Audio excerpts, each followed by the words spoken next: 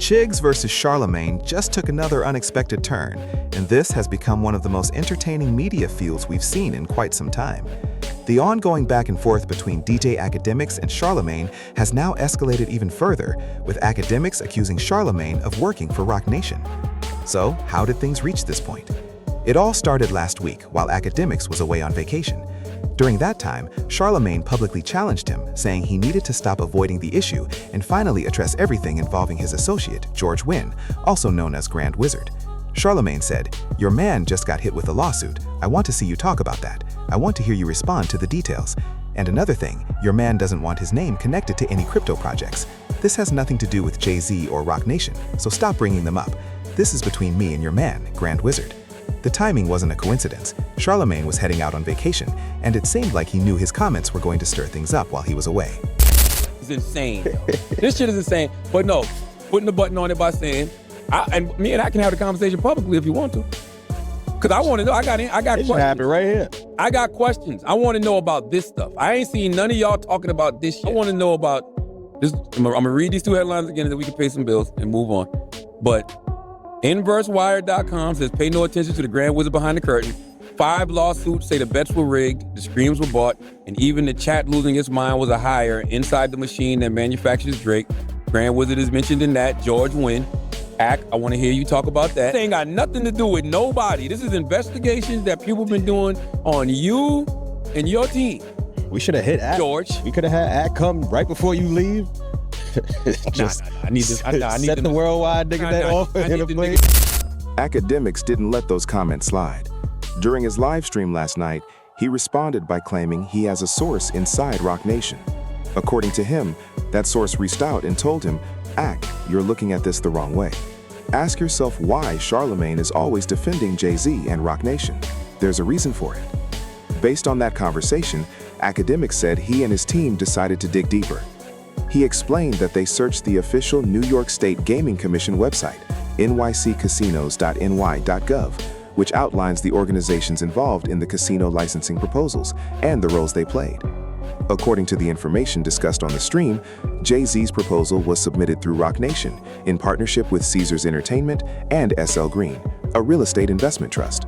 Together, the 3 companies proposed a $4 billion casino and hotel development in Times Square.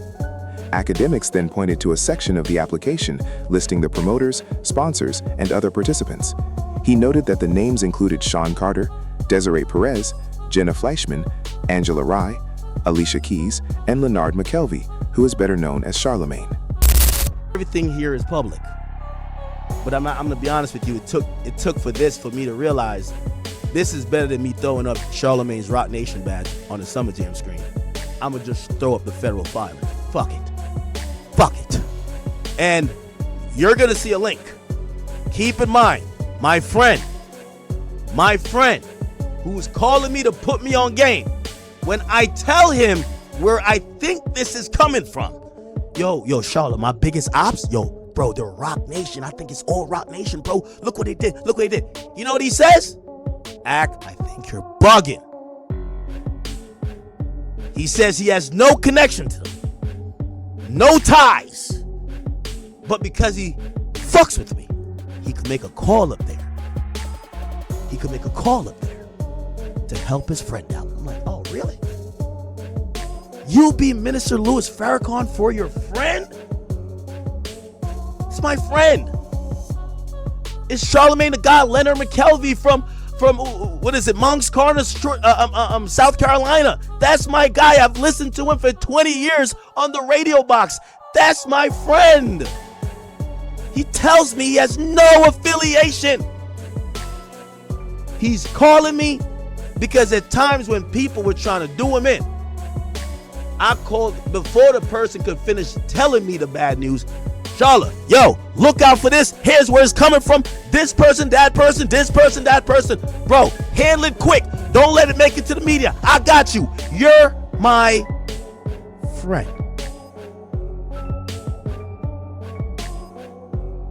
When he calls me and he says, Ack, I know you've done this for me. I'm returning the favor. I'm like, my guy.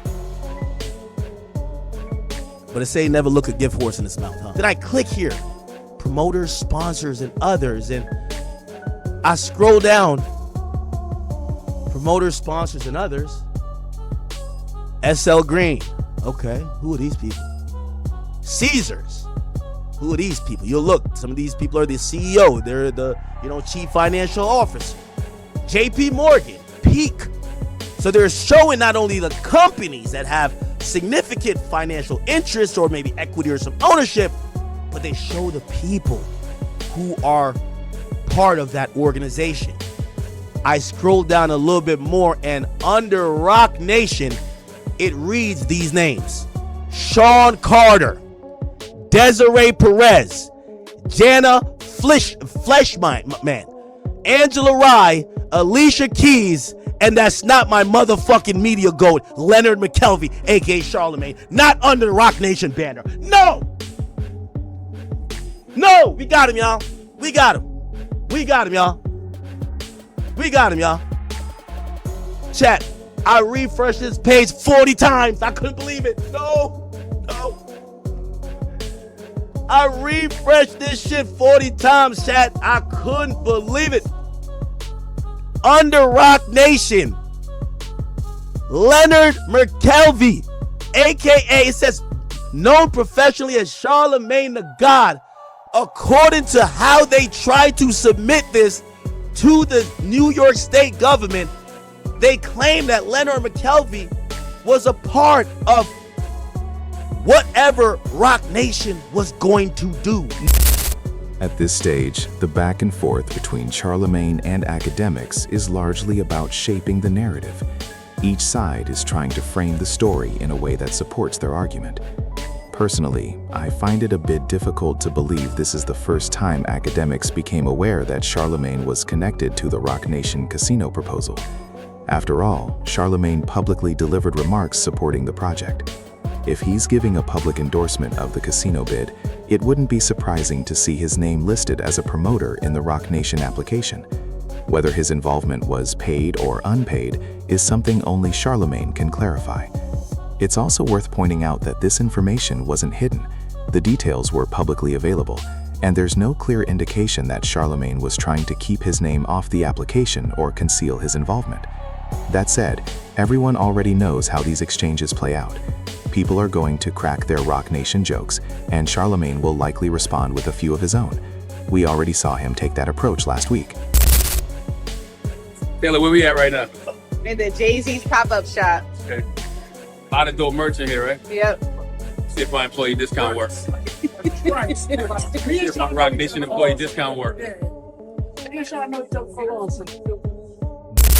But if you actually look up what it means to be listed as a promoter or sponsor on a gaming license application, you'll find that it's an individual or organization brought in by a casino applicant to help secure approval for the license. Their role includes building community support and speaking at public hearings, which is exactly what Charlamagne publicly did. Under the rules, those promoters are also required to disclose any financial relationships tied to the casino application to ensure transparency. Now again, if Charlamagne was paid to serve as a promoter or sponsor for Roc Nation's casino bid, he's the only person who can actually confirm whether that happened. However, Charlamagne and Angela Rye have worked with Roc Nation on a criminal justice reform event every year. That's public information as well. It's called the United Justice Coalition, and it's a Roc Nation social justice summit. So from the way this looks, maybe Akademiks wasn't fully aware of just how closely Charlamagne has worked with Roc Nation. But if you see someone publicly supporting a major project, you'd probably assume they're involved as a promoter or sponsor. In the same way, if Akademiks' name showed up as a promoter or sponsor for something Drake was involved with, I don't think many people would be surprised. But listen, I'm not going to stand in the way of a good narrative. The only real way to settle this debate is for everybody to show their bank statements from the past 5 years. If anyone has wire transfers from Roc Nation or OVO, then we'll know who's actually getting paid and who isn't. Let me know what you think in the comments below. What do you make of Akademiks exposing Charlamagne as a Roc Nation employee? If you enjoyed the video, don't forget to like and subscribe.